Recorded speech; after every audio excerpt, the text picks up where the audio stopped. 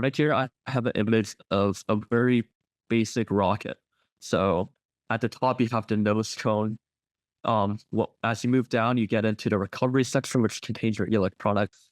And then you have a center part, which is your propellant, which includes oxidizer and your fuel. And the very bottom section is your propulsion section, which has your tail fins and engines. And we're going to go very in depth onto every single part of this rocket right now. So starting with the nose cone. The nose cone is the very tip of the rocket. The tip of the rocket is responsible for just minimizing your aerodynamic drag. Pretty intuitive. It's the nose cone. It's the nose of your rocket. How they are normally made is with composite materials. Like last week, we talked about composite manufacturing. So over here, you see a nose cone. This is glass fiber instead of carbon fiber. So that would have been made by having a mandrel, which we spoke about last week, just having an object first, as then you will put the glass fiber around it and put epoxy on it and leave it to harden. And that's how you would typically make a nose cone. At the top here, you might see that this nose cone has a metal tip to it. That is because for rockets going really, really quickly, your tip's going to heat up really, really quickly as well, because the air pushing onto your nose is a super powerful heater. Fiberglass composites cannot withstand that much heat. They can withstand a lot of heat, like up to 200 degrees heat. But at that speed, the tip of your nose is going to be so hot that you need metal to make sure that it doesn't melt. There's also a bunch of different shapes of nose cones. So the center image you see here are a bunch. So a cone would be just called conical. Something that you might see in cartoons, which look like an oval shape, are called elliptical nose cones. There's also various other things called power series, LV Hack 1 Carmen, as those are all various formulas people have made over the time to make various nose cone shapes more efficient and less efficient in various speed regimes. So the image on the very right here shows your speed at the bottom, which is the Mach number. Mach 1 means that you're going 1 times the speed of sound. Mach 2 means you would be going 2 times the speed of sound. And Mach 0.8 means you wouldn't be going as fast as the speed of sound. This bottom row here shows your speed. And over here are several of the most common types of nose cone. So you see that ogive and cone, which is the standard cone shape, are not efficient at any speeds. The higher the number, the least efficient. You want the smallest number. So for small rockets, you want to use something like a Juan Carmen or a LV Hack, which are these sort of pointy but sort of round shapes. For like super high speeds, you want to go more towards like a 3/4 parabola, which will look something like this shape. So yeah, there's various nose cone shapes, all have their own benefits and performances at different speeds. The nose is also where big rockets are going to have their payload. So a payload can either be satellites, it can be objects, it can even be people, and you can have a crew capsule. So the entire purpose of having a rocket is so that you can launch something to space and useful.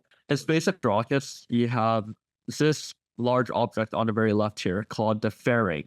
What the fairing does is a protective cover that this protects whatever it is on the inside. It's usually satellites from getting destroyed from the really quick and really hot air. Once it reaches space, then your nose cones will split in half. This is just one half of the fairing. And once that splits in half, your satellites can get released. And the next thing over here is this is the Dragon capsule, which is the capsule that carries people to space by SpaceX. And over here is something called the Soyuz capsule, which is the capsule that was used for many, many years that carries humans to space before SpaceX made the Dragon capsule. So these are examples of various capsules that can carry people to space.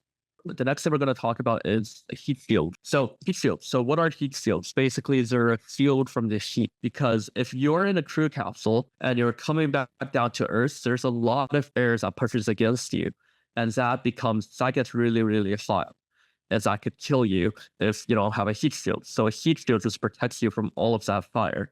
But this is a very large heat shield, which is on most of the NASA rockets. It's just a big dome shape. There's also something called heat tiles, which are little hexagons, but you can make it into bigger shapes. So the entire backside of SpaceX's Starship rocket is heat tiled, and you have just a really large surface of fireproofing.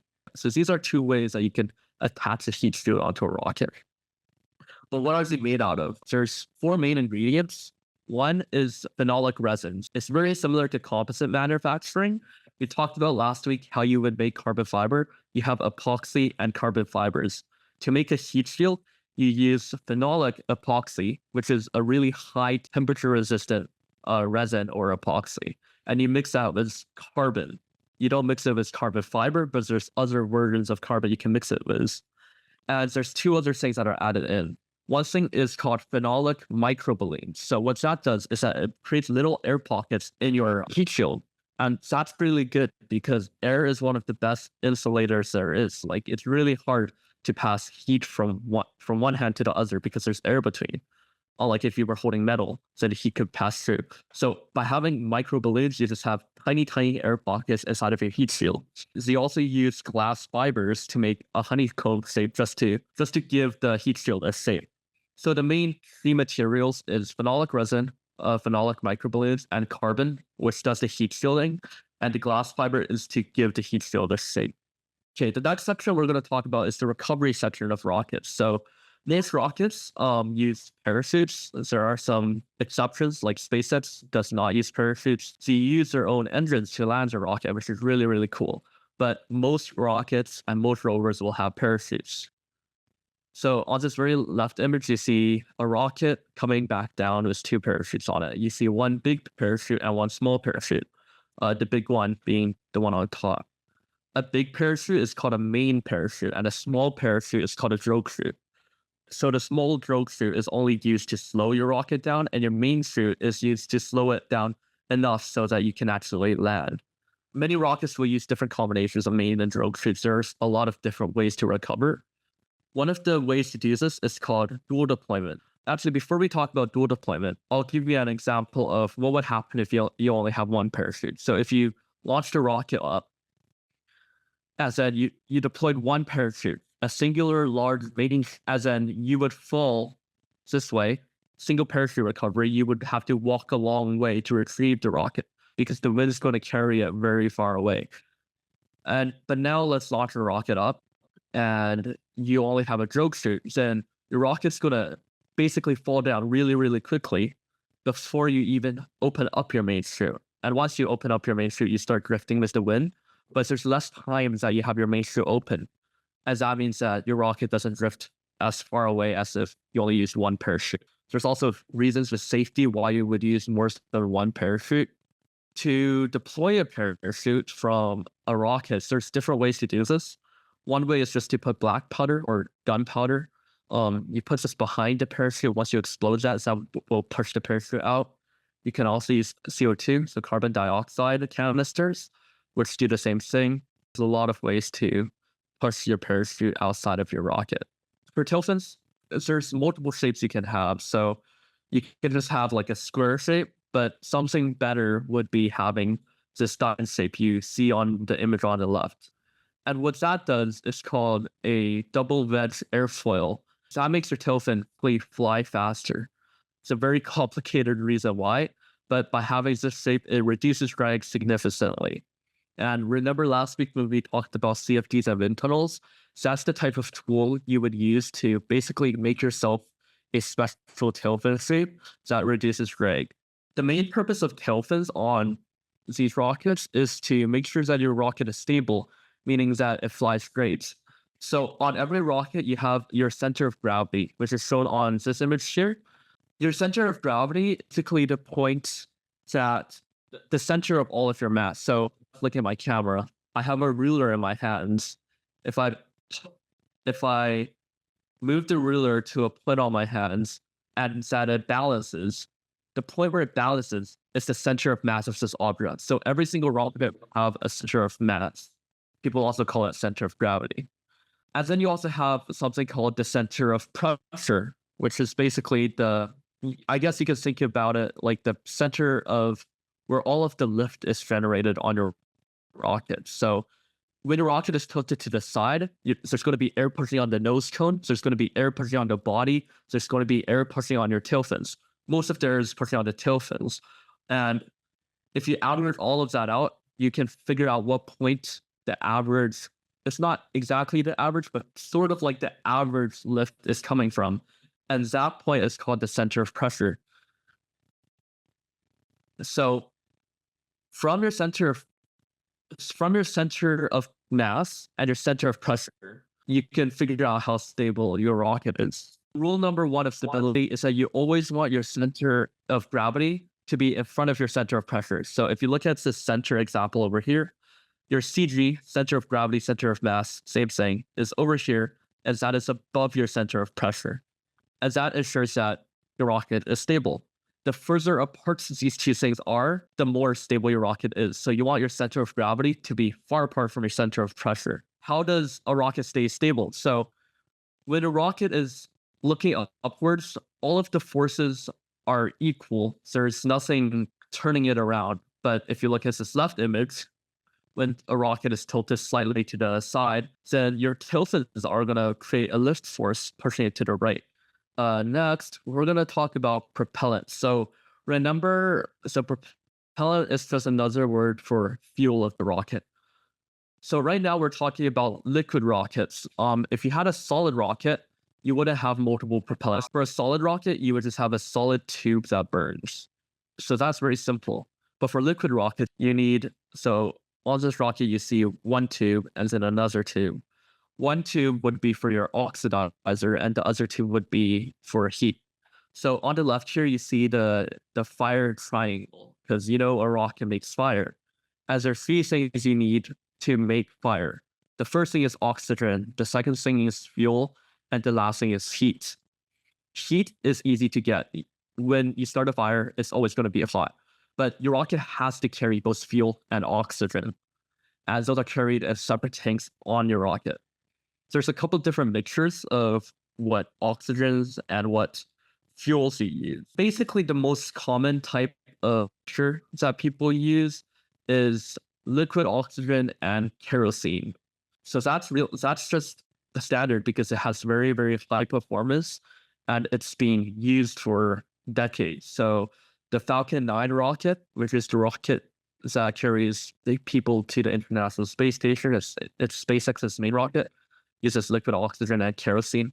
So did the rockets that brought us to the moon. Basically, every rocket you think of when you think of rocket probably use liquid oxygen and kerosene. Liquid oxygen being the oxidizer and kerosene being the fuel. Now we see more rocket companies starting to experiment with liquid oxygen and methane. Methane's a different type of fuel, unlike kerosene. And methane's chemical formula is CH4. It's a very, very simple molecule. And the reason why SpaceX specifically is researching methane a lot is because they're planning on going to Mars, and there's a possibility that you can make methane on Mars. So basically, once you release it, you can get the fuels there instead of needing to come back to Earth. There is also another combination called nitrous oxide and ethanol. Nitrous oxide is a different type of oxidizer. It is less efficient than liquid oxygen, but it is self-pressurizing, and we'll talk about what that means later. And ethanol is basically pure alcohol.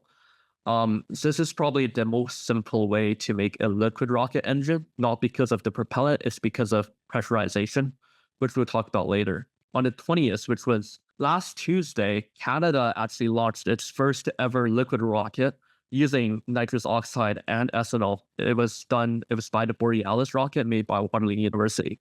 And I'll show you a video of this very historic launch that happened just 5 days ago. We're currently zero. Fire ignition in 5, 4, 3, 2, 1. Launch. Fire. Oh, sorry. Fire.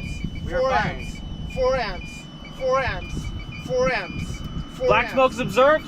Open the injector valve in 5, 4, 3, 2, 1.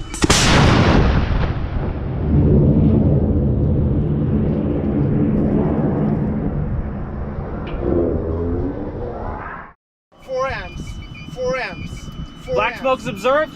Open the injector valve in 5, 4, 3, 2, 1.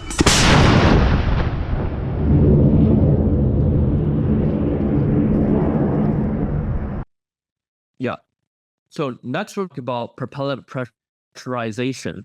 So what pressurization is so you have propellant in your tanks, but you have to push that propellant all the way to your motor. And that means you have to pressurize your tanks. So there's a couple ways of doing this. One way is having a third tank. So instead of having just your fuel tank and your oxygen tank, you would have a fuel tank, which is normally nitrogen.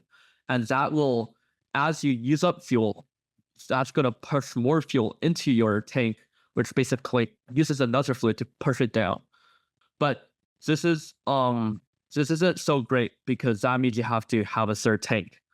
I'm sure everyone has heard of the word pump before. What a pump is something you pull, and that causes pressure. You pump your tires. You use pumps a lot. What a turbo pump is like a super crazy version of a pump. So instead of like your normal maybe one pump a second, a turbo pump will spin at RPMs of like 100,000 spins every single minute. So it spins crazy fast, and that will pump the fuel out of your tank. So this is the pump on the V2 engine. There's also people experimenting with this thing over here, which is the red area on the engine on the right.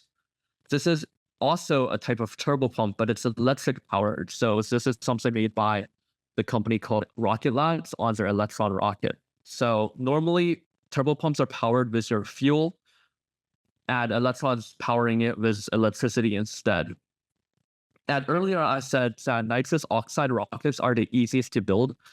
And that is because nitrous oxide is very special because the propellant itself is self-pressurizing. So you won't need an extra tank, and you won't need to build a turbo pump. So that makes it a lot simpler to build. And now we're going to talk about the engine of a rocket. In a liquid rocket, the engine is what pushes it forwards. So we already spoke about the fuel tank and the oxidizer tank, which are above the engine. And we also spoke about pressurization. So that's the two pumps. So you see on this image over here. So that is normally a turbo pump. But now what we're going to talk about is what happens in this area. You see here, you have your combustion chamber. It's the big metal part at the end of every single rocket.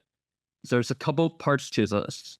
The first part is, you see it labeled here, is your injector. The second part is your combustion chamber. And the third part is your nozzle. Where you see it labeled here, the injector, this is where your fuel and oxidizer leads into. Your injector will mix them together. The combustion chamber is where the explosion happens. Once you've mixed your fuels together, it basically becomes an explosion. And that goes into your nozzle, which points your explosion in a singular direction, and that's what creates your force. Because the combustion chamber is where your explosion happens and your nozzle is where the fire comes out of, this part, there's fire inside of. So it's really, really, really hot. And to make sure it doesn't melt, you have to actively cool your engine. There's a couple ways of doing this. These are the three main ways of doing this. So the first method is called ablatives.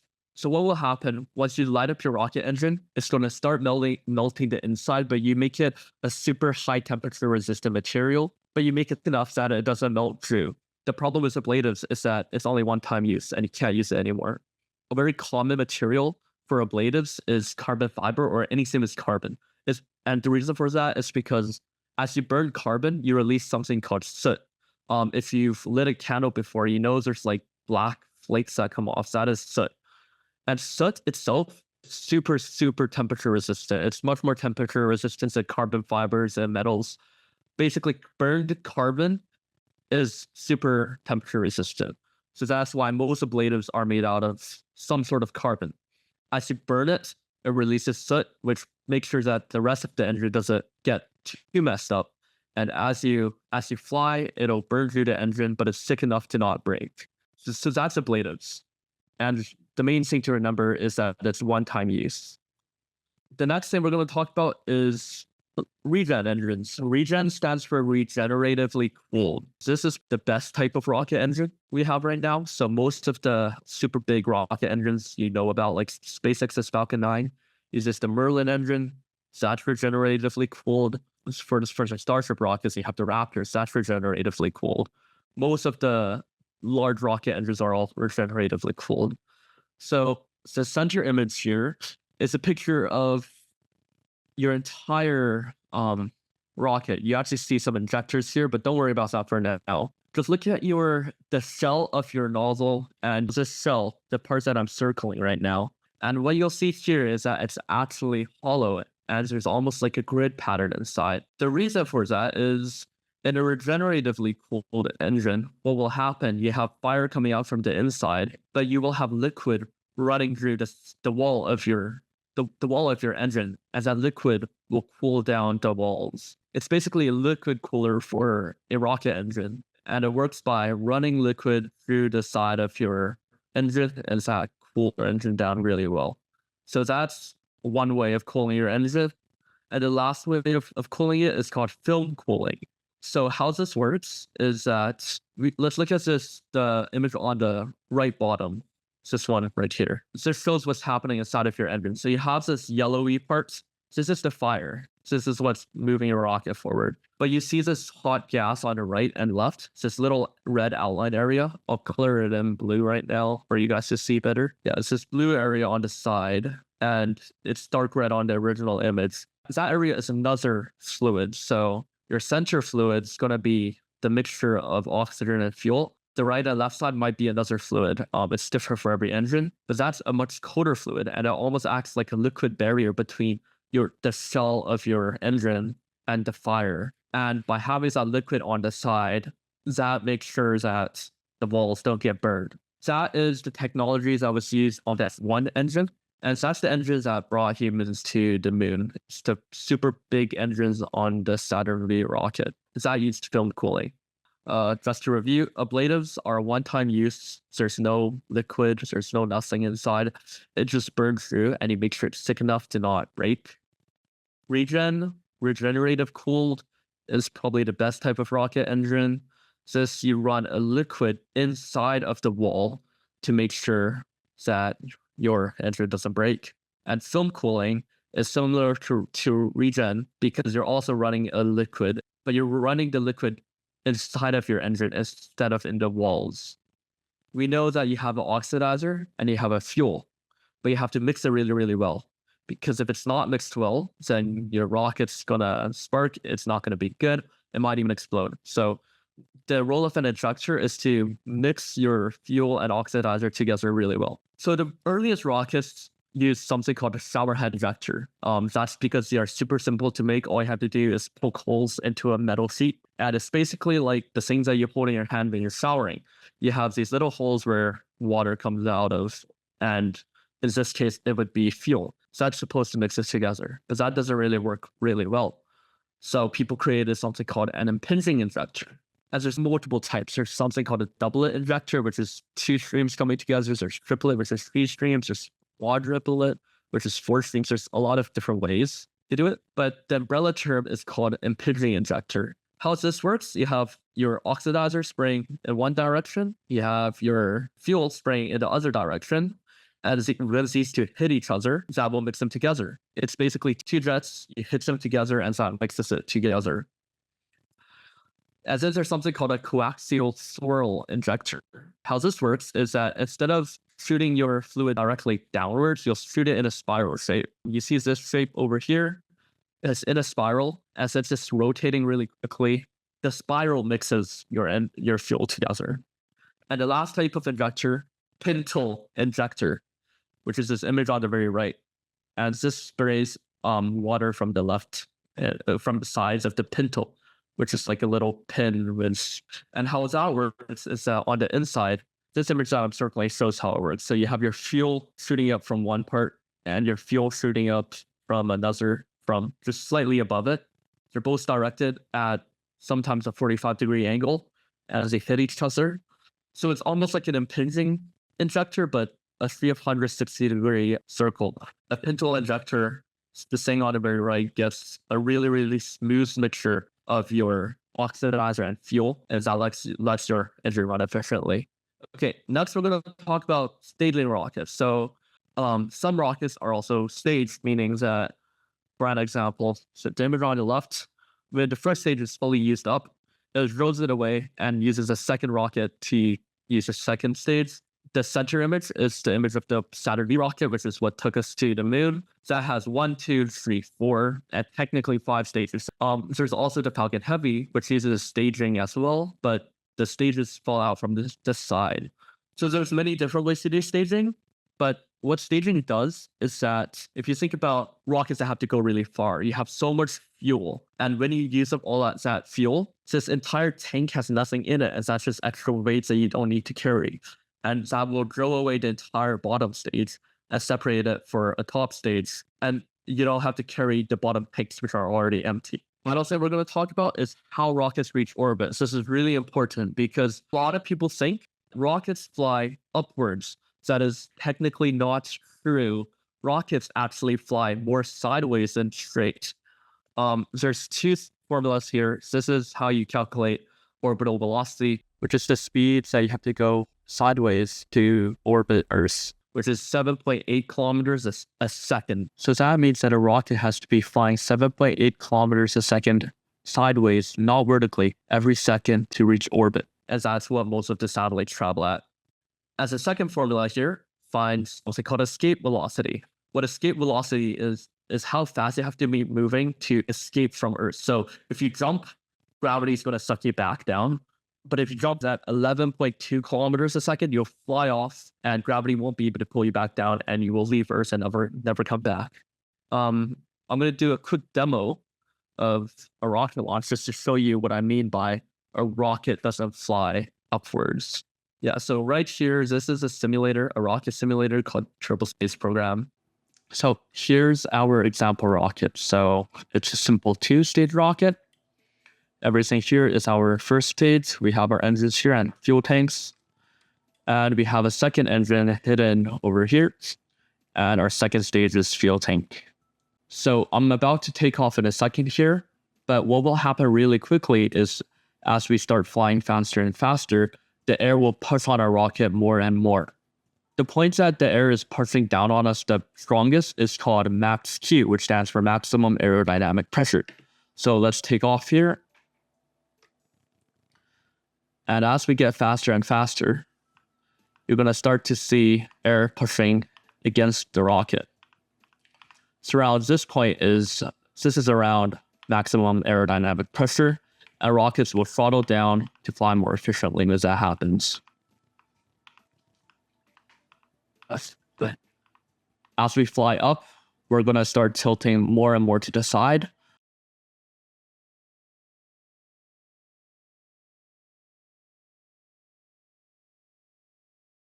Once we're in space, we want to be flying fully to the side because that will allow us to get to orbital velocity.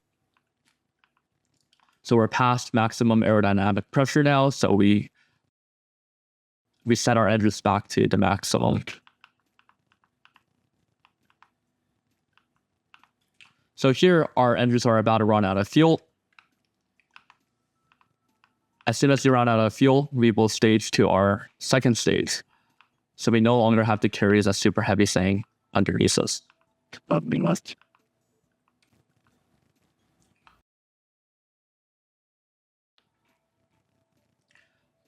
Now that we are in space, all we are doing is flying sideways. We're pushing to the side because we want to get faster and faster to orbital velocity. So look at our orbit, see what happens as we get faster.